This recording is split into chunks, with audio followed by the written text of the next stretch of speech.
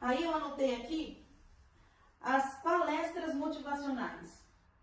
Às vezes as escolas levam pessoas famosas que foram estudantes da própria escola, né?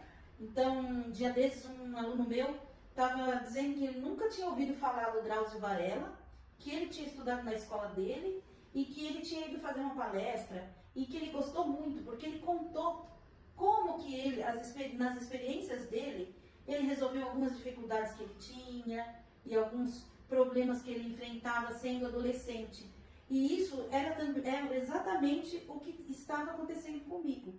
Outra coisa que as escolas fazem que é interessante é levar ex-alunos mais velhos para conversar com esses alunos que estão chegando no ensino fundamental 2, né? Porque esses exemplos e essas formas que eles encontraram para superar dificuldades também podem ser replicadas por esses alunos que estão ouvindo a palestra, né? Outra coisa que é interessante é que eles têm oportunidades de realizar alguns projetos em grupo. Por exemplo, pode ter um tema geral que a escola inteira possa se envolver. Por exemplo, meio ambiente. Muitas vezes as pessoas têm a noção de que o meio ambiente é lá na Amazônia, no aquecimento global, mas não percebem que nós, no nosso dia a dia, podemos fazer muitas ações para proteger o meio ambiente, o nosso ambiente, né? E aí, quando você conversa com um adolescente, que quando ele apaga a luz do lugar onde ele estava usando e vai deixar de usar, ou quando ele não escova os dentes com a torneira aberta, e todas essas pequenas atitudes também são essenciais para proteger o meio ambiente, você está engajando todos os alunos com temas super pertinentes. E aí, o que acontece? Eles se sentem participativos, engajados, eles têm ideias criativas, eles trocam ideias. E essa também é uma das principais exigências que a sociedade vai fazer para nós. Não só no momento de estudo, de escola, como no momento do trabalho e em outros momentos da nossa vida, né? Aí, a sétima coisa são as atividades físicas ao ar livre. Você acha importante que eles façam atividades físicas? É muito importante que os jovens aprendam a ter uma atividade física, já desde pequenas as crianças, né? A maioria das escolas tem educação física, né? E esse é muito importante, né? Nas escolas às vezes é um pouco menosprezado, né? Porque as pessoas abordam apenas o conteúdo, né?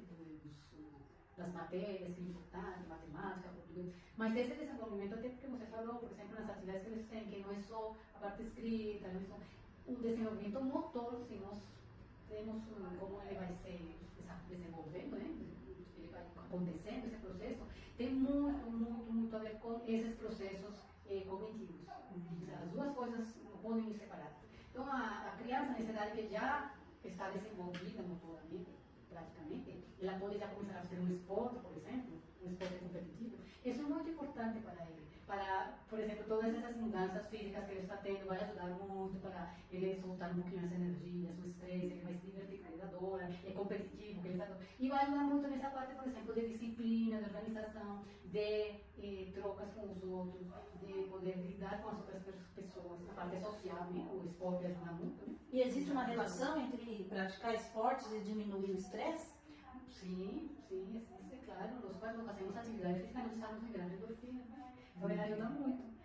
Qualquer atividade física, caminhar, ajuda bastante para a pessoa se acalmar um pouquinho e se centrar também um pouco. E esse conhecimento, o autocuidado do corpo, né? A consciência corporal é muito importante. Certo? Voltando a nossos pontos, estamos trabalhando agora, estava conversando, então vamos falar qual é o oitavo. A oitava sugestão, essa oitava sugestão, eu coloquei as rodas de conversa. Por quê? Muitas vezes elas tematizam assuntos que partem dos próprios estudantes e que às vezes é uma ansiedade deles ou alguma coisa que, com a troca com o grupo, eles acabam resolvendo. E também é uma boa oportunidade de conhecer as expectativas dos estudantes em relação ao que eles vão aprender ao longo do ano, né? E o professor pode utilizar isso que ele está ouvindo como material para criar as aulas, para planejar o trabalho, né?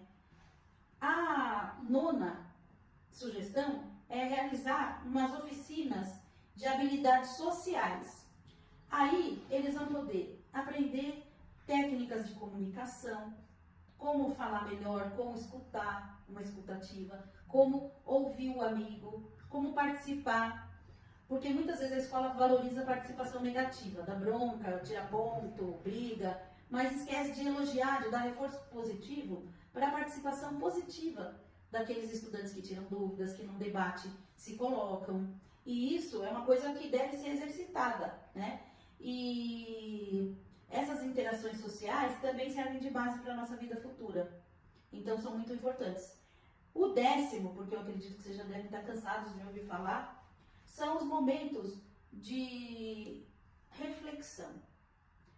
Então, onde eles vão poder se autoconhecer, onde eles vão poder planejar futuras ações.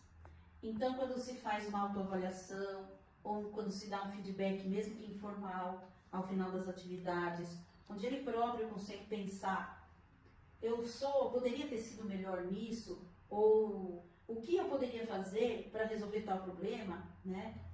Ele está tendo um ganho muito grande. E também quando ele socializa essas reflexões, a reflexão de um beneficia ao outro, né?